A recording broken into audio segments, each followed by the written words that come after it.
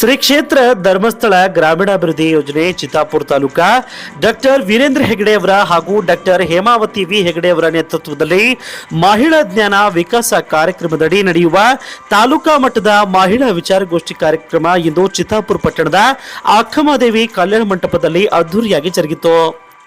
ಈ ವಿಶೇಷ ಕಾರ್ಯಕ್ರಮದ ದಿವ್ಯ ಸಾನ್ನಿಧ್ಯವನ್ನ ಸಿದ್ಧಲಿಂಗ ದೇವರು, ಸಿದ್ಧಲಿಂಗ ಸಂಸ್ಥಾನ ಮಠ ರಾವೂರು ಹಾಗೂ ಕಾರ್ಯಕ್ರಮದ ಉದ್ಘಾಟಕರಾಗಿ ಆರಕ್ಷಕ ದಳ ಪೊಲೀಸ್ ಇಲಾಖೆ ಪಿಎಸ್ಐ ಚಂದ್ರಮಪ್ಪ ಹಾಗೂ ನಗರಸಭೆ ಸದಸ್ಯರಾದ ಶಾಬಾದ್ ಶ್ರೀಮತಿ ಸಾಬಿರಾ ಬೇಗಂ ಈ ಸಂದರ್ಭದಲ್ಲಿ ಉಪಸ್ಥಿತರಿದ್ದರು.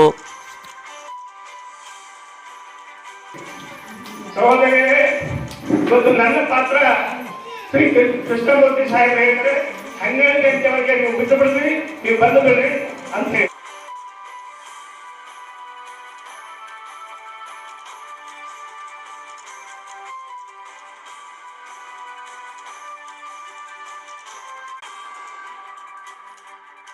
ಕಾರ್ಯಕ್ರಮ ಮಾಡಿದ್ರಿ ಅಂತಂದ್ರ ಅಲ್ಲಿ ಹಿಂದೂಗಳು ಮಾತ್ರ ಕೂಡ್ತಾರೆ.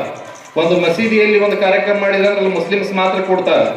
ಒಂದು ಚರ್ಚ್ ನಲ್ಲಿ ಒಂದು ಕಾರ್ಯಕ್ರಮ ಮಾಡಿದ್ರಿ ಅಂತಂದ್ರ ಅಲ್ಲಿ ಕ್ರಿಶ್ಚಿಯನ್ ಮಾತ್ರ ಕೂಡ್ತಾರೆ. ಆದ್ರೆ ಹಿಂದೂ ಮುಸ್ಲಿಂ ಕ್ರೈಸ್ತ ಅನ್ಲಾರ್ದ ಎಲ್ಲರನ್ನ ಅಣ್ಣ ತಮ್ಮಂದಿರಾಗಿ ತಾಯಂದಿರಾಗಿ ಕೂಡಿಸುವಂತ ಶಕ್ತಿ ಎಲ್ಲಿ ಐತಂದ್ರ ಧರ್ಮಸ್ಥಳದ ಸಂಘಕ್ಕೆ ಮಾತ್ರ ಐತೆ ಅಂತ ಹೇಳ್ಬೇಕು.